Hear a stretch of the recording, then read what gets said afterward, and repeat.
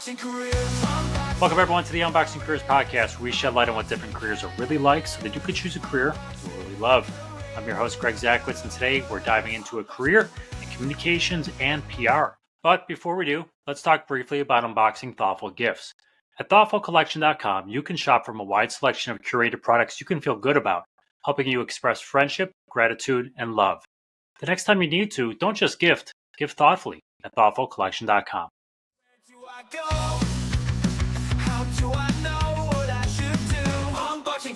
All right, I'd like to welcome to the show Christine Rogers, Communications and Marketing Director at the Salvation Army Wake Forest. Christine, welcome to the podcast. Thank you for being here. Well, thank you for having me. It's a pleasure. This is going to be fun. We're a little more, I usually do these interviews and I'm like, not my wheelhouse.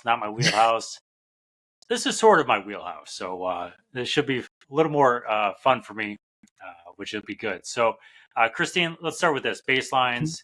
Tell us a little bit about your current role and what exactly you do in communications PR field. Sure. So in my current role at the Salvation Army of Wake County, I'm a communications director and marketing director. So I wear a few different hats.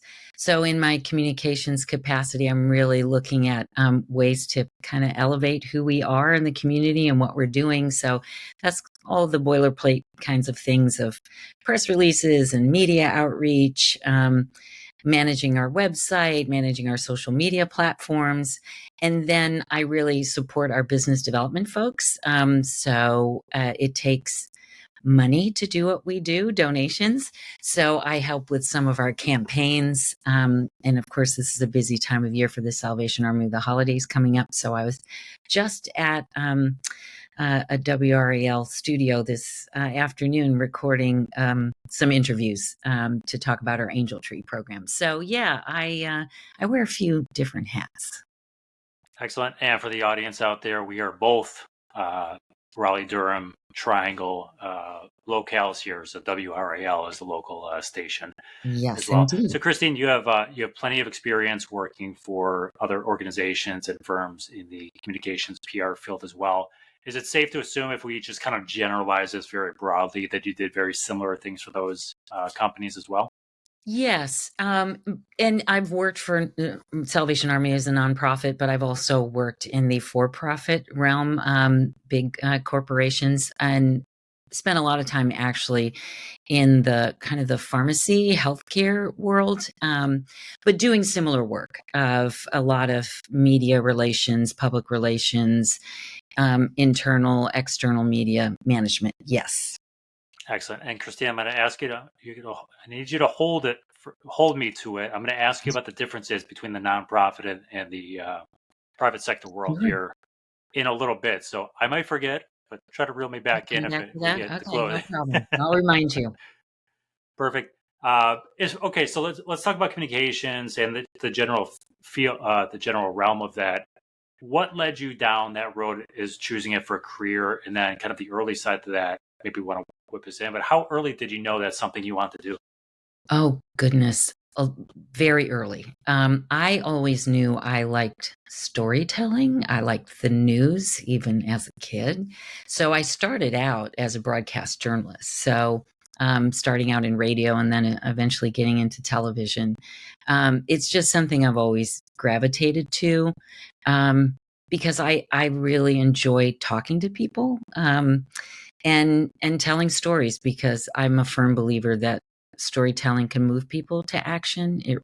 And, if you're telling those compelling stories for an organization, that definitely can help in the nonprofit and the for-profit world. So yeah, I just think I've always been drawn to that field. Now I migrated obviously into corporate communications because I had done broadcast journalism for a number of years. Loved it. Met a lot of really fascinating people and covered a lot of very interesting stories. But I felt like I wanted to do something different with my communication skills. And frankly, I was growing a little weary of the hours and sometimes the grind that can be a journalist world, because, there are no holidays or weekends. So yeah, then that's what made me decide to try corporate communications. And I did that primarily as I was mentioning, in the healthcare space. Was it, I won't say nervous is the right word, but how did you find the switch between broadcast journalism into like a pharmaceutical or healthcare space? I mean, very Ye- different industries to some degree, right? What Very. made you want to go that road? Well, I did a lot of healthcare reporting in the latter Okay. part of my broadcast journalism career. That's what I did. I worked for, which is our local public network here in North Carolina, UNC TV. I did a lot of healthcare reporting. And so I enjoyed that. So when I decided to make the switch, that made the most sense to me because I really enjoyed, you know, that industry, if you will. Um, because I wasn't somebody who, and this is no offense to people working in software and things like that, but I knew that wasn't what I wanted to talk about from a communication standpoint. The whole healthcare, clinical studies, things like that sounded a whole lot more interesting to me. But your question, was I nervous? You know, what's hard, I think, initially, I'm not sure people knew what to do with me. And I say that because, oh, you are a journalist. What does that mean? You read the teleprompter? No, I did a lot more than read a teleprompter. But I think, sometimes people don't know. It's like a journalist is a really good writer and a researcher and all of that. But at first, it was hard for me to make that transition because, again, I just don't think people, well, they could see my resume. Okay, yes, you've been a reporter a long time. You've won some journalism awards, but what do I do with you at X company? But thankfully, there are people who recognize that those are definitely translatable skills, especially, look, I was in media, so I understand that industry very well. And so I think I've been successful in guiding companies to understand how you can get some media traction and also how to manage crisis communication.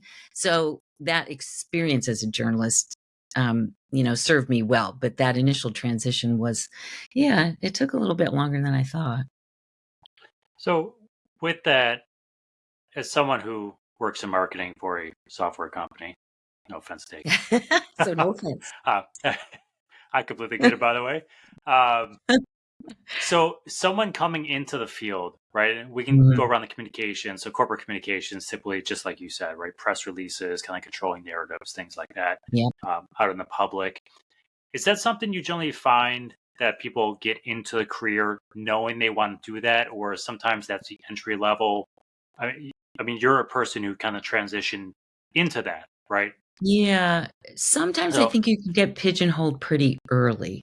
And I say that because once you make a decision on when you're doing comms in a certain area, then you are seen as kind of that expert. Like, I think it would be hard for me now to say suddenly I want to do communications for a crypto company. And then they're gonna be like, okay, what does she know about that?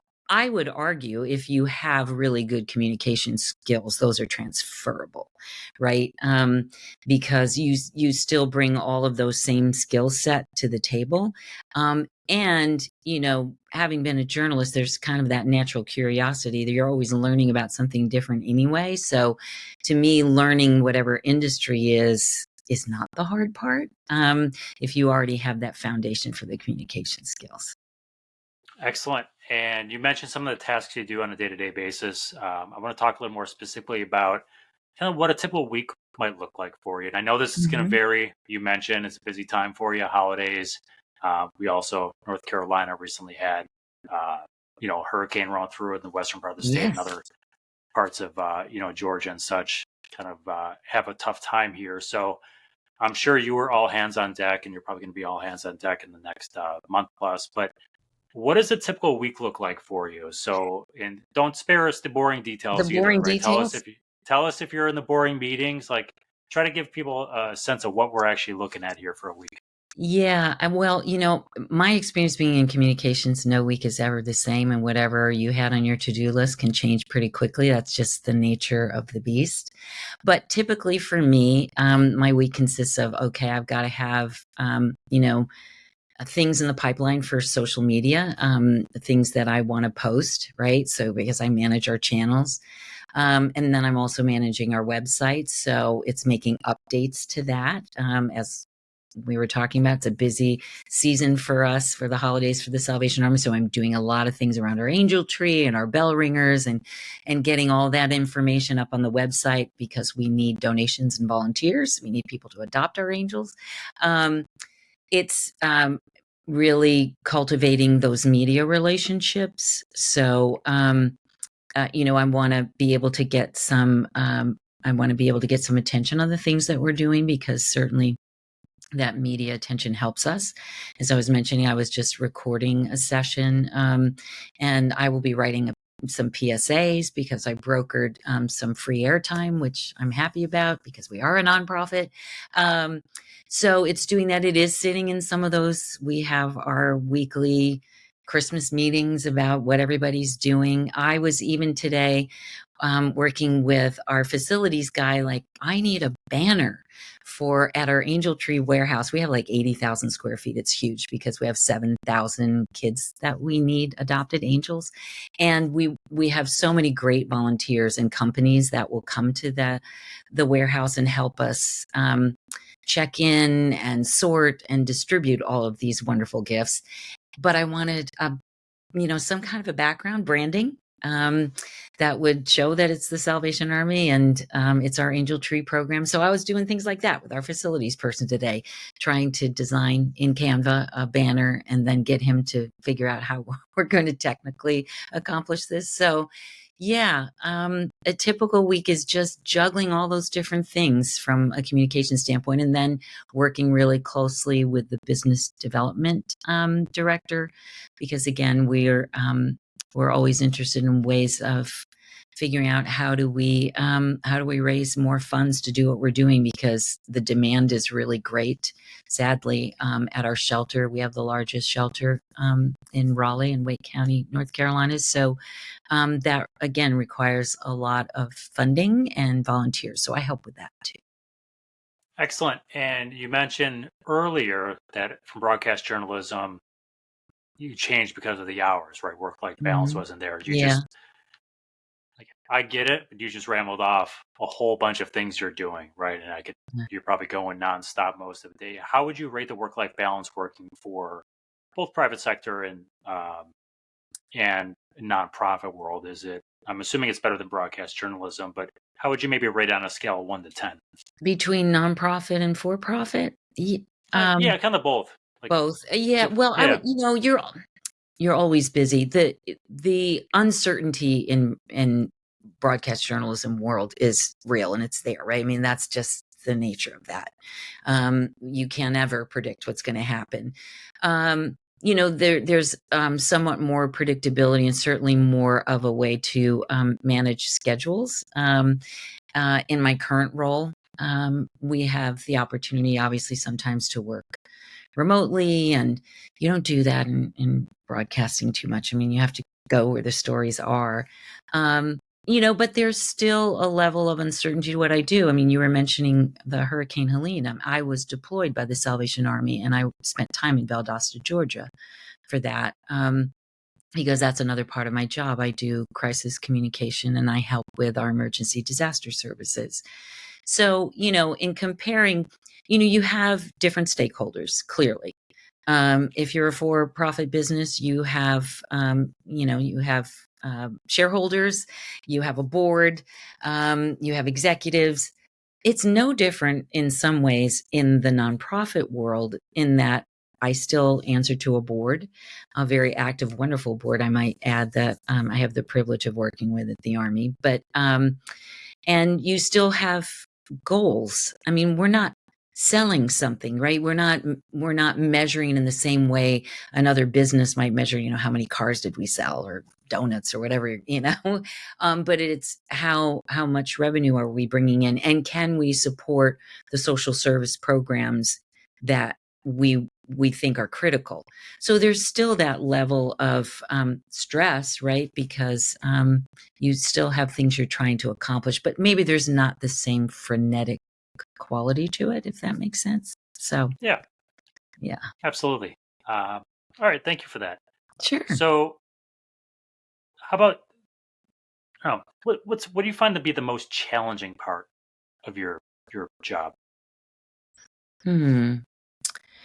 The most challenging part, well, I would say for me, I'm always looking for ways of how do we elevate who we are. When I first came into the job, that was really what I was focusing on because and in an organization that's done things a certain way for a long time and has definitely is a known entity. You know, our shield is probably up there with the golden arches of something that people instantly recognize. Yeah.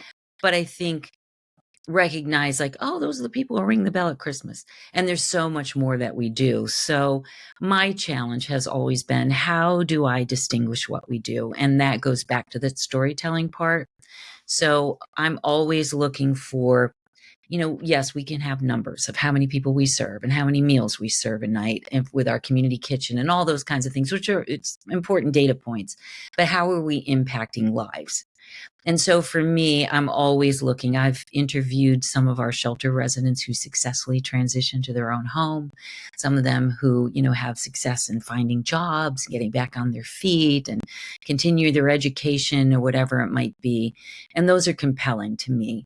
And that was true when I was deployed to Valdosta because I wanted to, not only give information, I was a public information officer on the ground there. So sharing important information that people there needed to know. Our canteen's going to be here, and here's where you can get a hot meal, those kinds of things. But it was also to tell that larger story of, the impact we were making for the folks who were there and to spotlight the volunteers. I mean, we have people who do this out of the goodness of their heart, will travel somewhere and sleep on a campground to help other people. So that to me is always what I see as the challenge. How do I really tease out and find all of those great stories? Would it be safe to assume that that might also be the most fun part of the role Yes. as well? Yes, I definitely would say that. And it doesn't stray far from how I started my career, right? That's what really excites and motivates me, definitely. And looking for other ways to even I did our annual report and I blew up everything that had been done before. And I was like, okay, I think I can visualize this in a different way. That's fun for me.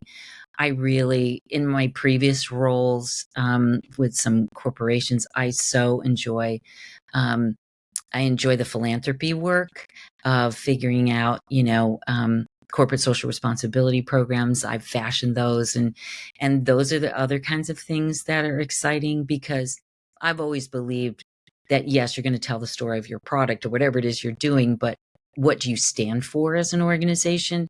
Because I think that's very critical for people who are even making a decision if they want to work for you or not. Right. So I would say that's another area for me. That's always something that I think is fun to work on. Amazing. All right. So you mentioned some skills. You talked about the report. You talked about on-site stuff. You talked about these different things to do. And I'm looking more for kind of essential skills that you look Mm. for someone in your field. And right, there's going to be a million skills. Regardless, it's going to be relevant. But are there Yeah. essential ones that either someone needs to possess to be in comms? Flip side to that, maybe tangentially related is, are there skills that you commonly find someone possesses that takes them from a good comms marketer to a great comms person? Yeah, I would say there are a couple things. You absolutely must be a good writer, full stop, because you're going to be doing that in a lot of different ways, as I've been describing, whether it's website copy or social media copy, and all of that's a different writing, right? And I've written a lot of FAQs and crisis documents, and so you have to be someone who's good at that. You have to be someone who's very nimble and able to handle crisis situations. So, and I think, creativity is really important too. Um, and I think today also in a lot of comms role, you're expected to wear a lot of hats. I mean, I don't consider myself a graphic designer, but I sure know how to use Canva and I can do, I can do those things. And I think there's that expectation that, someone in comms is able to do that, right? And I would say integrity is essential. Um, because you have to think, and I've certainly felt this way, a lot rides on what a communications professional is doing for an organization. So it's all about that branding, and it's about reputational management. So I think your integrity is really important. Those are just a few things that come to mind. No, those are great. And they might parallel the question I'm going to ask in a minute, but I need to kind of dig into something you just said here. So you may not have necessarily experience with it, but I'm sure you know people. Or industry tends to be relatively small. Everyone kind of knows everyone. Yeah. So you mentioned integrity, and some people might be working for an organization that, something comes down the pike and it's not good news, right? Maybe Mm. I'm not going to project what it is, but it's something that kind of goes against your ethics, and your job is to crisis communicate, right? So you're trying to lessen, put a good spin on the company and the situation.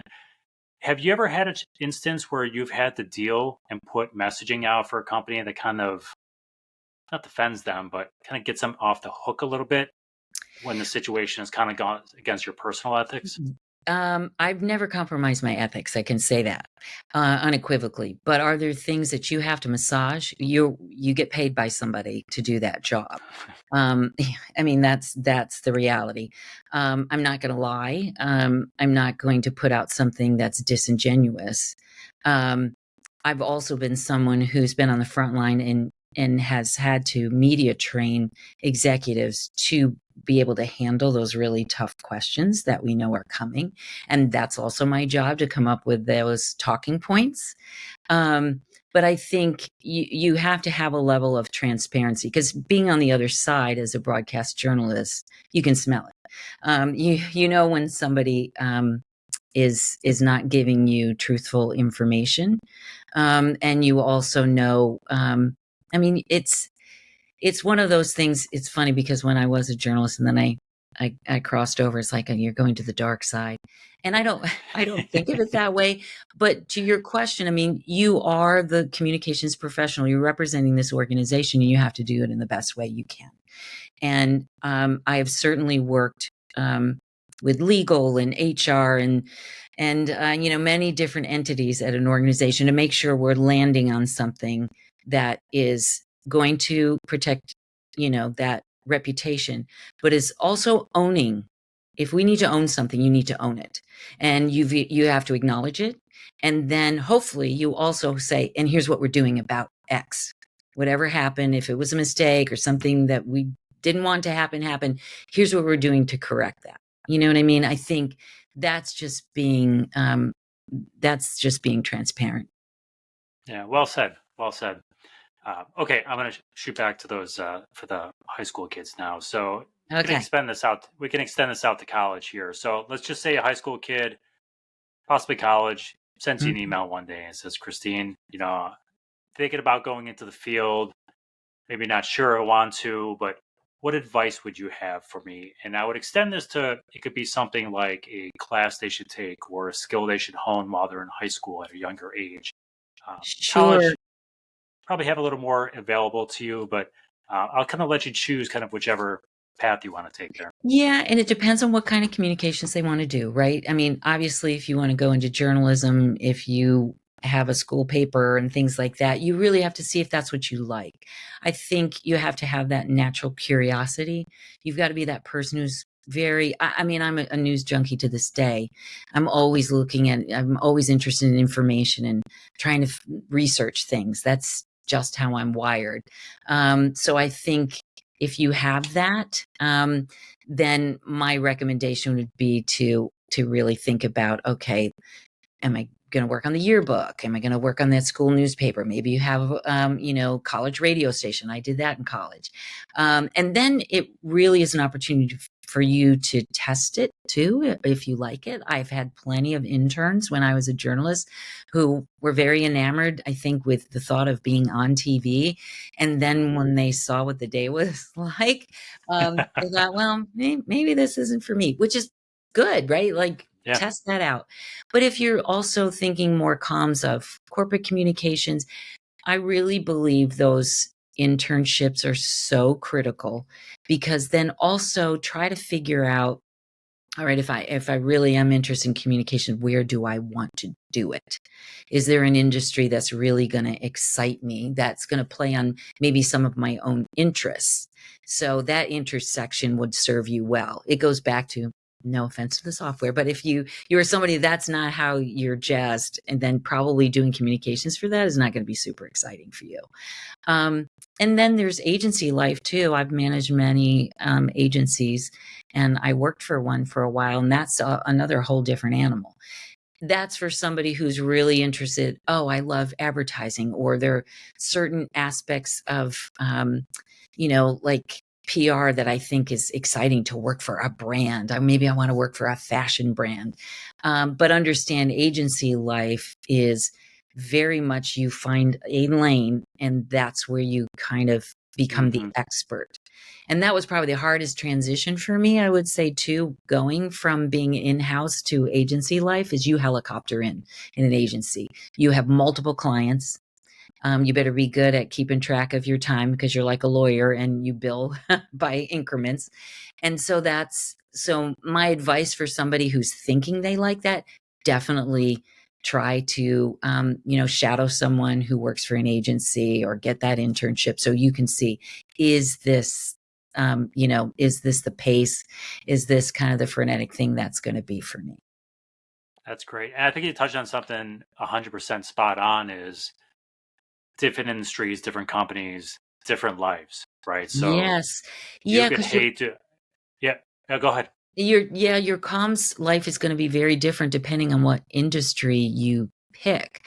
Having been in the life sciences, in particular more of the pharmacy clinical studies, that's, if you're thinking, oh, I want to do something super creative, B2C, that's not it. That is B2B, and and there are so many guardrails around what you can say and do for pharma for all the obvious reasons. So that's not going to be the same as like, oh, we're doing a really fun ad campaign for Domino's Pizza, right?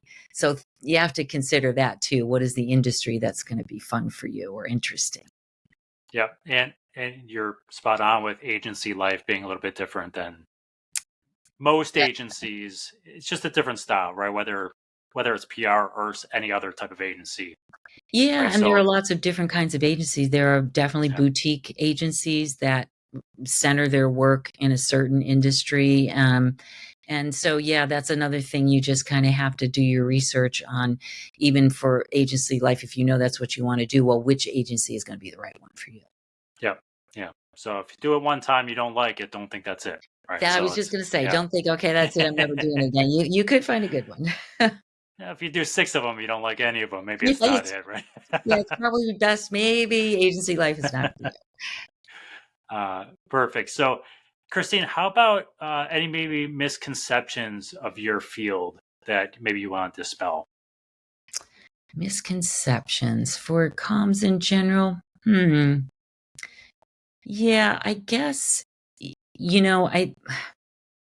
don't know if there are misconceptions, but I think sometimes you're seen in PR as you're just a shill, right? And I've never looked at it that way, because I think there's a really important job. And I'll say this selfishly, because this is my life, right? This is what I've done, because I think comms is a critically important component of any organization, and I think it only works well too when that organization respects the comms role. And I say that because you will find that not all organizations are you're going to have a seat at the table in the same way.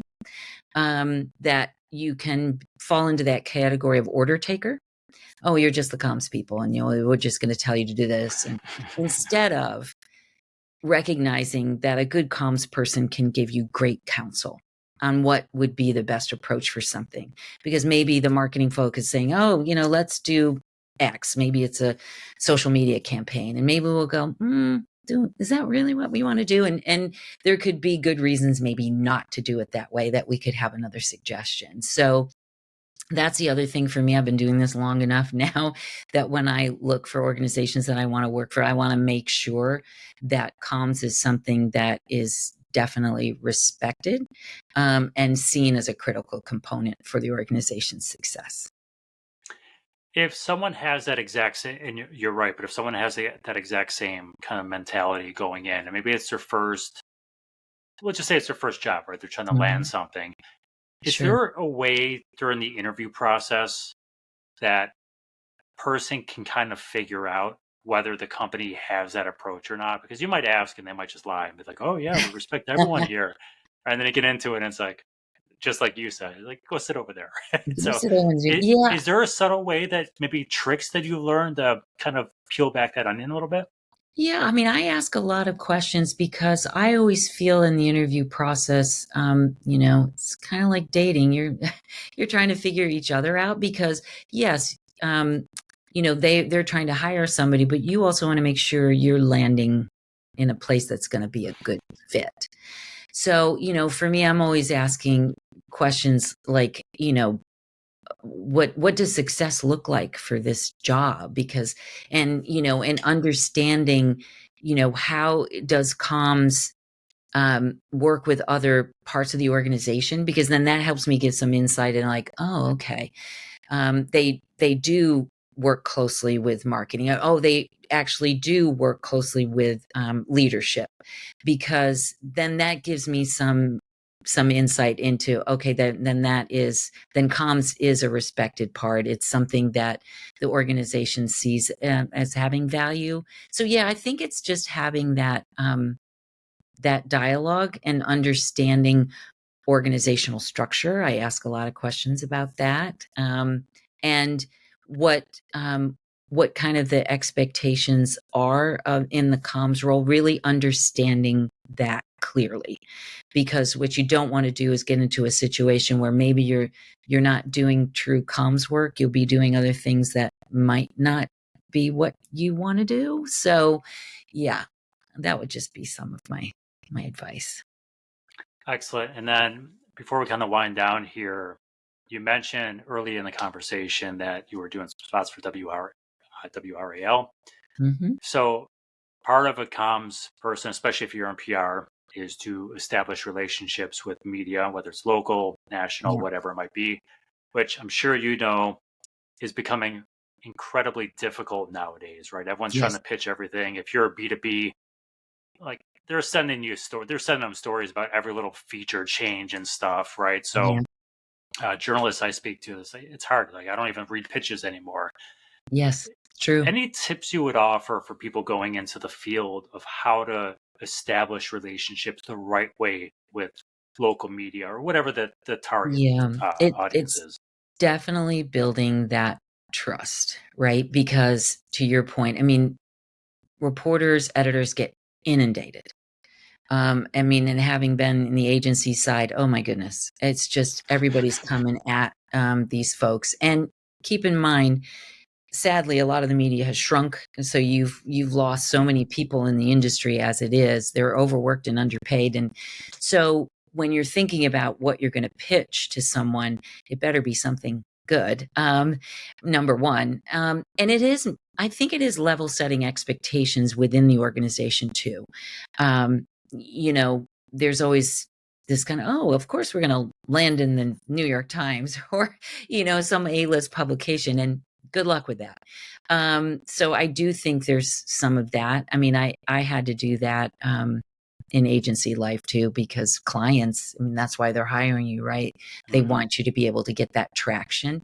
And I had a lot of success doing that. And some of it's about being really strategic and finding those niche publications and some of those other things that might fall outside of the tier ones. And that's okay, because you can still, I think, you can still get some really good ink, if you will, and airtime that way. But for me, I mean, having worked in media locally, I kind of had a leg up because I already have Yeah. some of those relationships, right?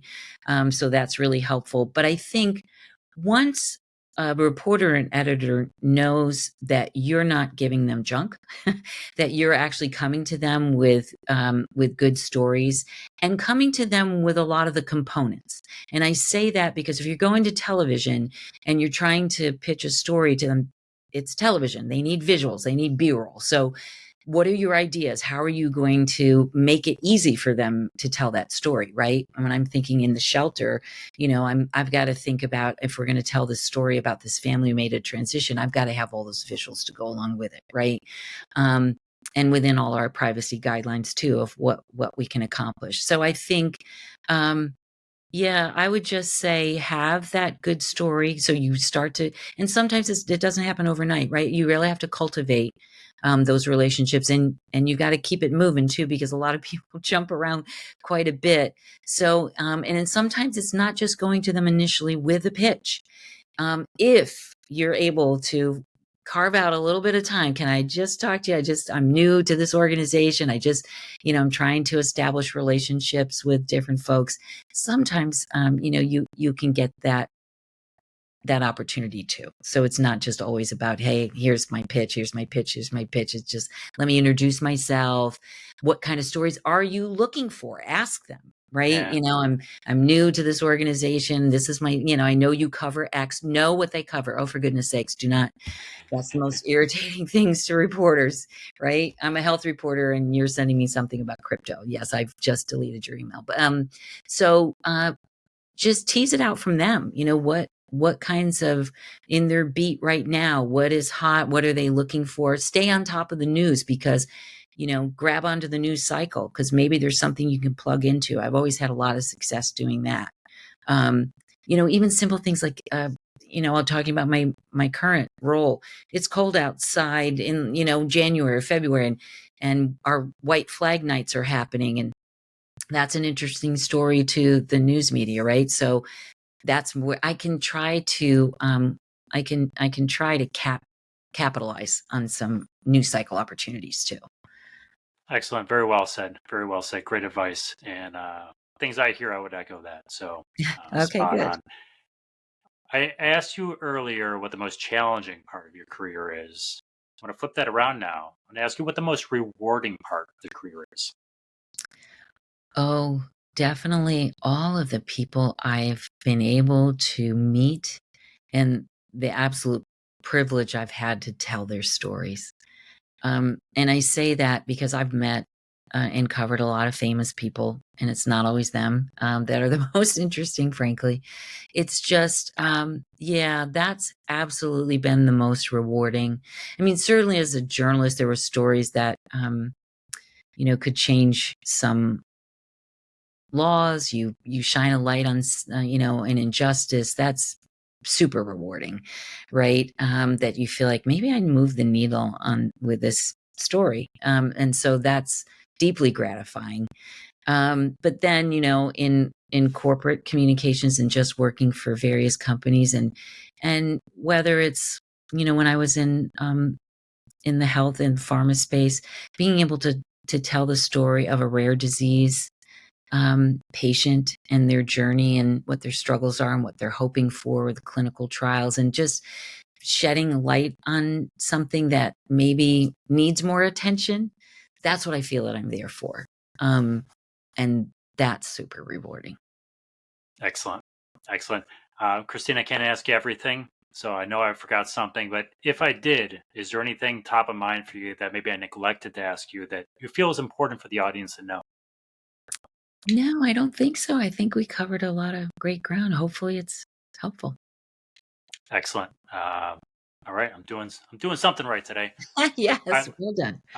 last one for you, Christine. Taking you out of the communications, you're out of Yeah. broadcast journalism. You have to choose a different career you think you'd be happy doing. What do you think you would choose? Oh, this is easy. Very easy. There are actually two, because I'm a docent Okay. at the North Carolina Museum of Art, and I love art. If I could be an artist, and I'm not one, I would do that. I really love it, and I love to talk about it. So at least I get to do that. But the other one is, I would be on Broadway. I do. I Okay. have acted since I was a kid, and I do local theater. That's my hobby. But if I could ever be on Broadway or do a movie with Meryl Streep, that would be like, So, singer or just plain oh no, acting? no one wants to hear me sing. Okay. I have done a little bit, but no, it's acting. Yeah. Excellent. Is there a particular type of theater you do, or do you You jack of all All equal trades. opportunity. I love I've done dramas, I've done comedies, I've done melodramas, I've done some improv stuff. I love working with local playwrights. I have some dear friends who do that, and that's fun for me because I'll even do readings because for them they want to hear what it sounds like right off the page. So helping them through that process, that's all fun. I sit on play reading committees to help one local theater decide on their season. So all of that's fun for me. Awesome. Well, Christine, thank you for your time today. Pleasure having you. If someone wants to reach out to you, ask you a question about career, maybe they want to get involved with the Salvation Army or learn more about how to give this holiday season. What are some best ways for someone to get a hold of you at the organization? Oh, sure. You can find me at the Salvation Army. I'm Christine.Rogers at uss.salvationarmy.org. And please reach out to me, or you can find me on LinkedIn too. I'm happy to chat with anyone. Christine Rogers, everyone, Communications and Marketing Director and all-around PR pro. Hope you enjoyed today's episode. Be sure to like, rate, review, and share the podcast. To explore other careers or share your career with us, please visit our website to find out more. And until next time, be kind to one another. Go Bills. Unboxing careers.